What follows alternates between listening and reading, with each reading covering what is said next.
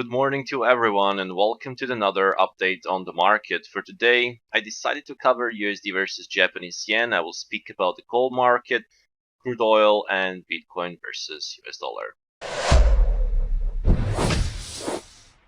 I will start with the USD versus Japanese yen first. So what we have here is the daily time frame of the USD Japanese yen currency pair. And we had a couple of days ago, we had a breakout of this tight symmetric triangle.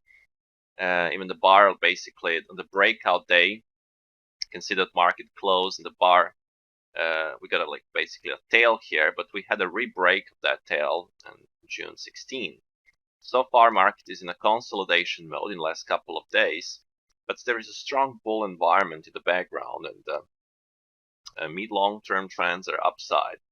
If we go to the hourly time frame, we can see that market entered in some kind of a consolidation. So there is a chance for the market to go slightly lower, maybe to this lower trend line, maybe even to take a little bit here and then eventually go higher.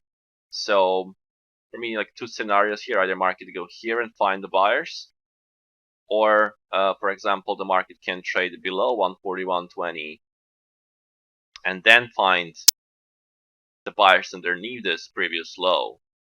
So in this example, this will be more like expanded ABC. This will be more like a running flat type correction. Only if the market will aggressively break for this line and then have no or very weak reaction to the upside, this can actually be a downside change in the trend environment. If that's not the case, then I expect the market to continue higher, and there is a potential for the market to go higher towards the next pivot level, which is around 145 mark. Speaking of the gold market, so we had a re-break. So market actually broke this tail from June 15. So market broke that and left another tail yesterday, but overall we are trading below this symmetrical triangle, below the rising trend line on the daily time frame.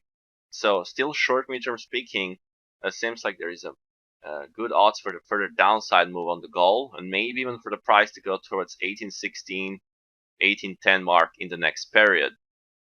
Only if the market can really take above 1972 and hold above, then this will negate this downside scenario. Speaking of the crude oil, really nothing changed structurally here.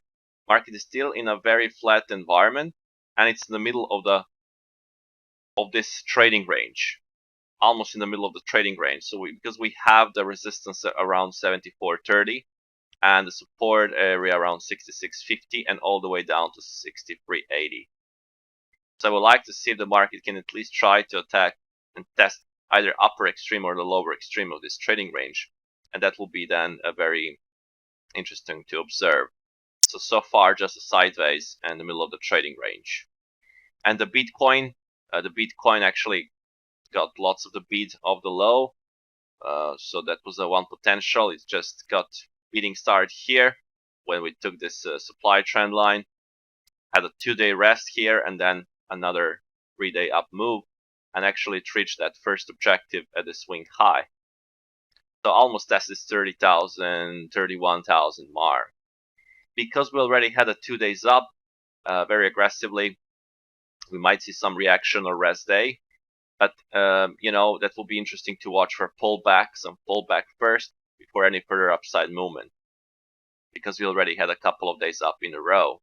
Anyway, the market can go and continue in the third day or so, above 31,000 mark. Obviously, we have some of the next pivot levels at 34,000 and 35,000 mark. So strong upside environment, but we will see how the market, this is a key area to observe, 31,000 mark. Can the market actually test that fully, or find the sellers below that pivot, or trade above? So this is the key area, and I call the decision pivot level on the Bitcoin. So that will be all for this update, guys. I hope that you did enjoy. Trade safe as always, and speak to you from tomorrow morning.